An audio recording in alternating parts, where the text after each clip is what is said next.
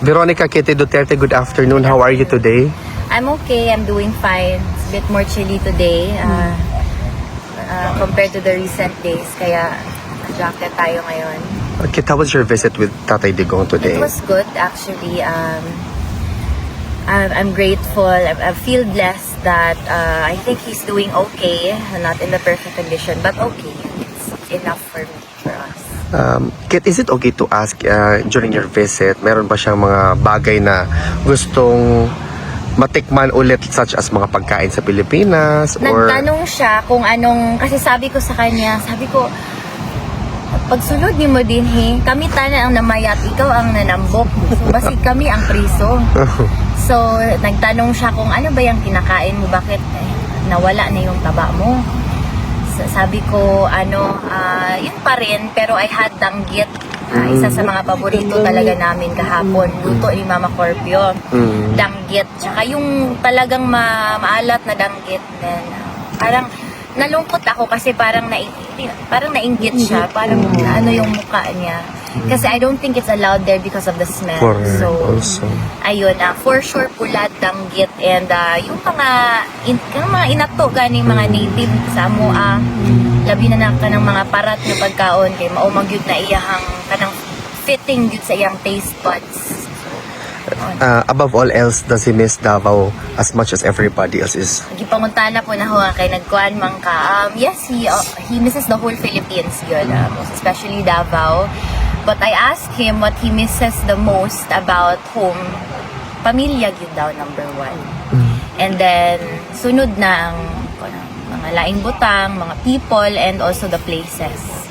Kit, today is the end actually of the INC rally. Pierre Adi made mention yesterday during sa interview nimo na kung anong ginagawa ng tao, ipagpatuloy nyo lang. Yes. Na were you able to share to him that matatapos na yung rally for today? So, ingon ko na I told him that it's the last day today. Sabi niya, he hopes that everything goes well, especially for the people. For the people.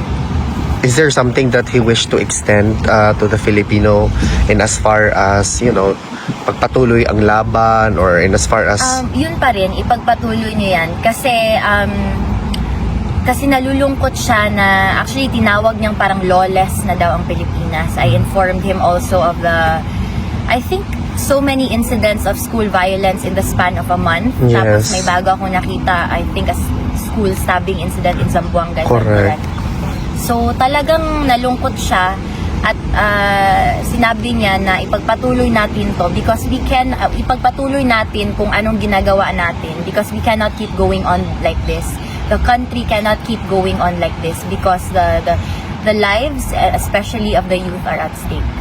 Is he aware as well of the developments such as yung mga pag-file ng plunder case sa mga kaibigan niya? Meron siya mga reaction about that? Siyempre, siya, yung parang mukha niya na gano'n, alam niyo yun, di ba? So, parang no comment siya dun na part, pero kaya naman daw yan ni Sen kasi malaki ang tiwala niya and alam niyang may panindigan sila. So, ayun, kasi wala he can't do much kung kahit anong sabihin niya. It's not as if may magagawa siya from inside.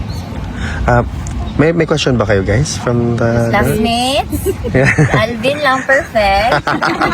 but Madamana. Health po. Ang health niya. Health niya, I think na most of you got the hint that I am not as worried these days. Hindi pa rin tayo kampante kasi he is 81 years old. But I think the shift in his mental state has been a big impact to his overall health. Hindi naman sa masaya siya doon. Sabi niya, kailan ba daw matatapos yung pagdudusa niya doon. But he's okay. Actually, nagkarakara pa ko pasulod. Wala ko nidagan ganina. Wala ko nidagan. Pero nagkarakara mi pasulod kay malate na lagi ko. Pero pag-abot na ko dito, usa ka oras pa ko naghuwat kay nagkaon pa siya. So, sige na lang at least ni kaon. So, he's okay. Sa iyo ikaon nga, cake. Wa daw siya kahinumdum basta lami daw parat. Ay, wow. Basta parati. Sa parat. But Kit, for you as a Duterte, no, I know that that surname comes with a much heavy burden to some. No, if characterize that, is there something that you wishes to extend to the Filipino people? I know we always ask that, but perhaps with the development happening in the Philippines, you have a different discerning thoughts or convictions. I think that most of the people, no, most people when they come across us, when they come across me, they think of us as brave people, kanang mga isog yun, Bisaya, Ingana. And I get that and I appreciate that. Ang ano ko lang sa inyo, no, I think we should all stand by something. We should all continue to stand by something. We should all dapat dili gud ma bend ang ato ang principles ba. So for the Filipinos, you keep standing for what you think is right. You keep standing by what you believe in kasi we are nothing without our principles. We are nothing without the very things that we fight and we live by. Kitty, on behalf of the Filipino community all over the world, lumaban kayo kasi we are with you in this fight. Lumaban Mabuhay. tayong lahat, patuloy sa laban, mabuhay tayong lahat. Thank you, Kit. Thank you. Magandang araw po sa inyong lahat. Naku, pangalawang araw na po ng tambuhalang rally sa EDSA. At wala pong kahit anong senyales na numinipis ang tao sa rally. In fact, sa katunayan po, sa nakikita ko mga video, lalo pa pong dumadami ang mga dumadagsa sa EDSA. Kaya kayo, nakarating na ba kayo ng EDSA? Abay, pag hindi pa, punta na po sa EDSA. Dahil yan po ay kasaysayan na nangyayari. Maging kabahagi po kayo ng kasaysayan dahil ang pinaglalaban naman ng mga taga-EDSA, hindi po isang tao, hindi po isang simbahan. Ang pinaglalaban po nila, karapatan ng lahat ng mamamayang Pilipino. Karapatan unang-una na makapagsalita at magkaroon ng mga kritisismo laban sa gobyerno na talaga naman pong mukhang manhid at wala pong solusyon sa problema ng taong bayan. Karapatan po natin yan na pulaan sila dahil sa demokrasya, ang taong bayan ang siyang talagang magdidisiplina sa mga nagmamalabi sa tao sa kapangyarihan. Pangalawa po, talaga naman pong ang pagtitipon sa EDSA ngayon ay dahil po sawang-sawa na tayo sa korupsyon. Di ba po? Talaga naman pong napakalaking pera na wala sa korupsyon, trilyones, pero hanggang ngayon walang nakukulong. Imbis na ikulong ang mga nangungurakot na pinangungunahan mismo ng presidente, yan po ang sang-ayon kay Zaldico na isang dating chairperson ng Committee on Appropriation na wala naman dahilan para siya magsinungaling, ang kinukulong ang mga kritiko ng gobyerno. Nagkataon lang po na ang kakasuhan sang-ayon sa ombudsman ngayon ay si Senator Marcoleta. Pero hindi po yung kauna-unahang kritiko ng gobyerno na kakasuhan ng non-bailable. Hindi po pwede magpiyansa na kaso. Ang unang-una po dyan talaga si Apollo Quisbuloy. Pagkatapos kinidnap nila si Tatay Digo. Pagkatapos ako. Now, hindi ko po alam kung sino pa yung mga kinasuhan ng mga non-bailable, pero nandyan po si Jinggoy Estrada, no?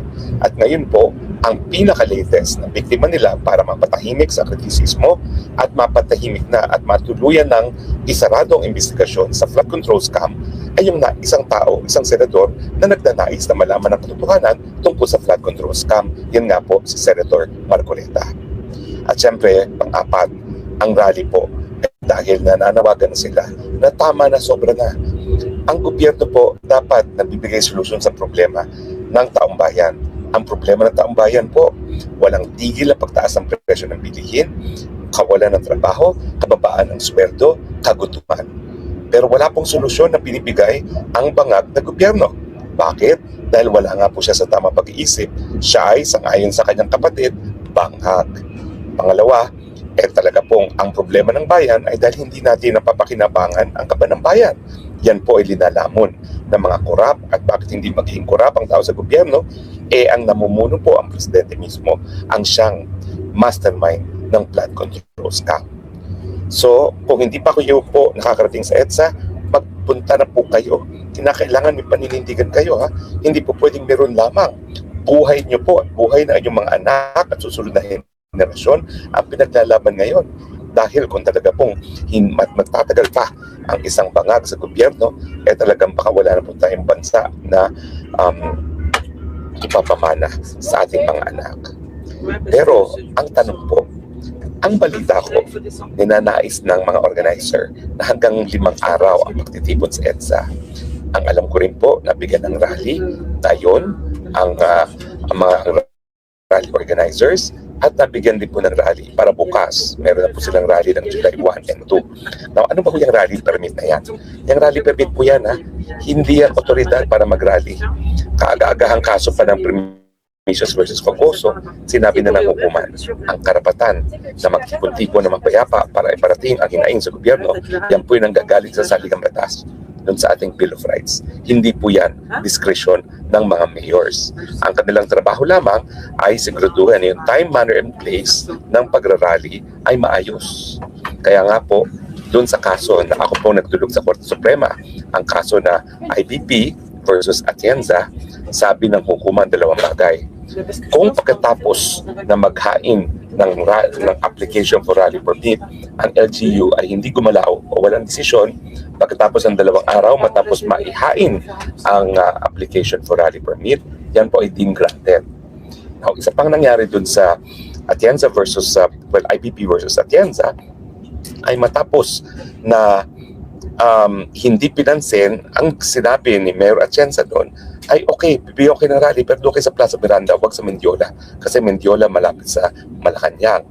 Ano sabi ng Korte Suprema? Hindi rin po pwede na ilipat ura-urada ang venue ng rally matapos na hindi ka umakto. So ang sabi ng Korte Suprema, in the first place, kapag papayag ang Korte Suprema na matapos mong hindi gumalaw sa application, at tingin ko po yung facts ng Atienza, kung tama ba aking pag-aalala, after 9 days, hindi pa rin sumagot dito si dating Mayor Alito Atienza, ang sabi ng Korte Suprema, hindi po pwede ura-uradang papalitan yan. At dahil hindi mo inaktuhan yan within 2 days, hindi po rin po pwedeng ipalipat yan. Now, ang tanong, po pwede ba hindi na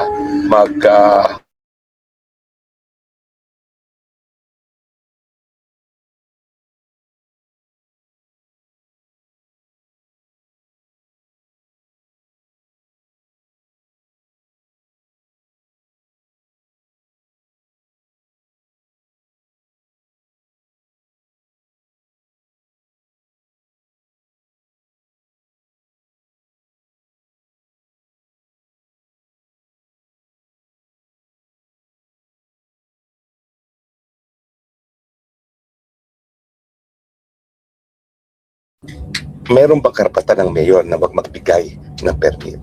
Well, lininaw po yan dun pa sa kauna-unahang kaso ng Primicius versus Fogoso. Wala. Dahil lang permit nagmumula sa saligang batas sa Bill of Rights. At ang pwede nga lang gawin ng mayor ay yung time, place, and manner. Pero, kaya nga po sabi ng Korte Suprema sa IBP, pag hindi gumalaw after 2 days, deemed approved. At pinatupad ng Korte Suprema yung BB 880 na nagsasabi na kinakailangan lahat ng LGU magtalaga ng Freedom Parks. At sa Freedom Parks, hindi na kinakailangan ng rally permit. Now, ang EDSA po, bagamat ito ay kabahagi ng ating kasaysayan, ito ba ay Freedom Park? Hindi po. Kinakailangan kumuha ng rally permit. Po pwede bang sabihin ng Quezon City Government na dahil sa traffic na nangyayari sa EDSA, hindi na sila magbibigay ng rally permit sa day 3, 4, and 5? Ang sagot po ng Korte Suprema, hindi. Dahil time, place, and manner lang po ang po pwede nilang italaga. Supposing walang rally permit at nagtuloy pa rin ang rally ng day 3, 4, and 5, po pwede ba silang i-disperse? Well, ang sabi ng Korte Suprema dun sa IBP case nga, ang tanging dahilan para ipagkaitang ang rally permit ay clear and present danger. At syempre, yan din ang tanging dahilan para ma-disperse ang isang rally na walang permit. Hindi po dahilan na palibasa walang permit, po pwede na silang i-disperse na gamit ang dahas. Hindi po.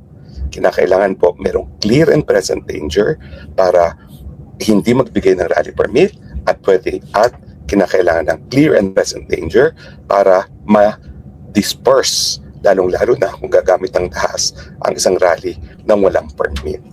So, Diyan lang po tayo sa EDSA. Ang saligang batas ang nagbigay sa atin ng kapangyarihan at karapatan na magtipon-tipon at ipahalabrating ang ihain sa gobyerno at miski walang rally permit, hindi po dapat ma-disperse. Ang pwede lang po mangyari dyan ay mapatawan ng parusa siguro yung mga organizers, pero wala pong dahilan na magkaroon ng violent dispersal except kung merong clear and present danger. Sa tingin ko naman po, dahil mga simbahan na nagsama-sama at mga taong bayan na laman ng katarungan ang sumasapi sa rally, wala pong clear and present danger yan. Kung magkakaroon ng clear and present danger, galing na po yan sa administrasyon sa tingin ko. Mauulit na naman ang kasaysayan, gagawa ng dahilan para mag-declare ng martial law at baka yan ang dahilan para magkaroon ng violent dispersal na magkaroon ng pagkakataon na magkaroon ng deklarasyon ng martial law. Pero sa tingin ko hindi abot yun. Bakit? Kasi may walang deklarasyon, parang martial law na di ba? Maraming salamat po sa inyong patuloy pagtangkilik. Tero na po sa EDSA. Ito pong spokes ng bayan nagsasabi, I love you Philippines. You're the only country that I have. You're the only country that I love. God bless the Philippines. See you in EDSA. Bye.